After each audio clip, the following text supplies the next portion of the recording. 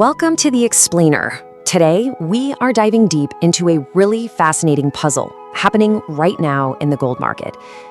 It's one of those situations that feels like a coiled spring, where all these massive economic, political, and even technical forces are just building up pressure, all pointing towards a potentially huge move. So let's break down exactly what's going on here. Okay, so let's jump right in. Picture this. It's Thanksgiving in the US, a time when markets are typically pretty sleepy, right? And on the surface, everything looks fantastic. Stock markets are pushing up near record highs. But if you scratch just below the surface, there's this really weird signal flashing: extreme fear. So the big question is, why is the market so terrified when everything looks so good? That's the paradox we're going to unpack right now. And here's the number that really lays the tension bare: a fear and greed reading of just 18. That is deep and extreme fear territory. So what in the world is behind all this anxiety during what's supposed to be a market boom? Well, to figure that out, we've got to look at three crucial clues that, when you put them all together, are building a seriously compelling case for a major move in gold. All right, clue number one. And this one, well, it involves arguably the single most powerful force in all of financial markets: the policy of the U.S. Federal Reserve. And what's happening right now is that we are witnessing a massive shift in their whole stance. So for most of this past year, the story from the Fed has been higher for longer. You know the drill. They were the hawks, dead set on keeping interest rates high to absolutely crush inflation. But, and this is a big but, in just the last few weeks, that entire narrative has completely flipped on its head. Now the market sees a dovish Fed, one that's signaling rate cuts are right around the corner. It really feels like the Fed has finally blinked. And what's absolutely striking here is just how fast this has all happened. The market is now pricing in an over 80% chance of a rate cut at the very next Fed meeting. Look, this isn't some small tweak in the outlook. This is a seismic shift. To put it in perspective, just 1 week ago, this probability was sitting around 50%, basically a coin flip. And this table just perfectly illustrates the market's new reality. So think about it. When the Fed cuts rates, the return you get from things like government bonds goes down. And that makes holding a non-yielding asset like gold way more attractive, right? The opportunity cost of holding it just plummets. At this point, the market isn't just expecting the Fed to ease up, it feels like it's demanding it. So if the Fed's big pivot is the fuel for a potential gold rally, then our second clue, well, that's the spark that could set the whole thing off. Because while many traders in the US are focused on Thanksgiving, there's a really high-stakes diplomatic mission going down in Moscow, and it has massive implications for global stability. Okay, so a U.S. envoy is in Moscow for direct talks about the war in Ukraine. And really, there are three basic ways this whole thing can go.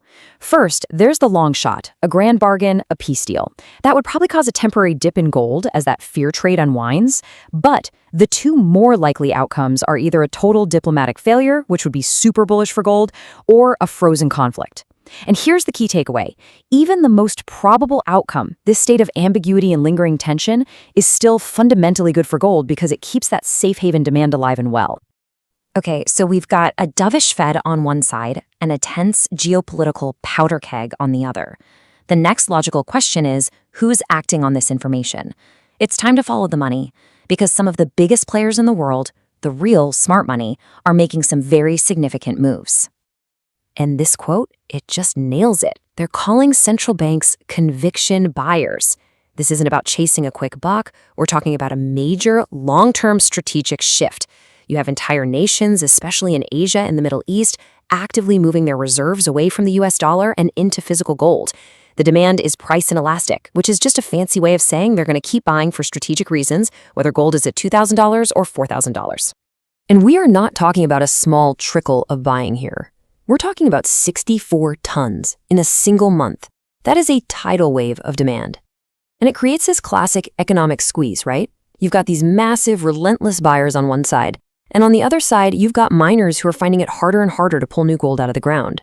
That kind of fundamental imbalance almost has to put serious upward pressure on the price. Okay, so we have our three big macro clues: a Fed that's ready to cut rates, a ton of geopolitical risk, and massive central bank buying. So the question is, how are these tectonic shifts actually showing up in the price charts? Let's take a look. So what we're seeing on the chart is just a classic setup for a potential breakout. The price has been trading sideways in this really tight range, just below its all-time high. It's literally building energy like a coiled spring. Traders have a name for this. They call it a bull flag pattern, and it's something you often see right before a big push higher. Basically, you've got strong support down at the 4,137 level. Buyers keep stepping in every time it dips, and then there's a ceiling, a key resistance, right at $4,173. If gold can punch through that level, the door to the all-time high of $4,200 swings wide open. And to top it all off, you've got this interesting Thanksgiving seasonality, where gold has historically shown a tendency to melt up after the quiet holiday week. It's just one more piece of the puzzle. Okay, so when you lay out all the evidence, the fundamentals, the geopolitics, the technical setup, it's really no surprise that the big players on Wall Street are shifting from being kind of skeptical to aggressively bullish. Let's take a look at where the major banks think gold is headed. First up, we've got UBS. They're targeting $4,200. Their big argument centers on gold being a vital hedge against something called fiscal dominance. Basically, that's a fancy term for a situation where government debt gets so huge that it basically handcuffs the Fed, forcing it to keep rates low just to manage the debt payments, even if inflation is a problem. And in a world like that, gold becomes incredibly attractive. Then you have Deutsche Bank, and they're even more bullish. They're looking at a $4,450 price target. Their focus is all on the supply side of the equation. They're pointing to a looming supply cliff from miners, basically saying it's getting way harder and more expensive to find and pull new gold out of the earth. And that growing scarcity, they argue, is a key driver that will push prices higher. And then there's Goldman Sachs. They've issued one of the most bullish calls out there, projecting a price of $4,900. And their entire thesis is built on what we talked about earlier, a structural central bank supercycle. They believe this massive wave of buying from sovereign nations isn't just a fleeting trend, but a fundamental, multi-year realignment of the entire global financial system. So what's the ultimate takeaway here? I think this quote really sums it up perfectly. The clear trend is your friend. You have this incredibly rare moment where everything is aligned.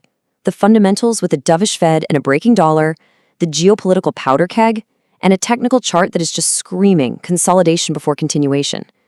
This suggests this isn't just some short-term trade, but maybe the start of a whole structural re-rating for gold. And that leaves us with one final provocative thought to chew on. Remember that extreme fear reading we started with? Well, think about it. Major bull markets don't end in fear. They end in euphoria, when everyone, your neighbor, your cousin, is rushing to buy in. So if this is just the disbelief phase of the rally, if the blow-off top hasn't even begun, where does the real retail mania phase eventually take the price? It makes you wonder if the true peak might be much, much higher than even Wall Street is projecting right now.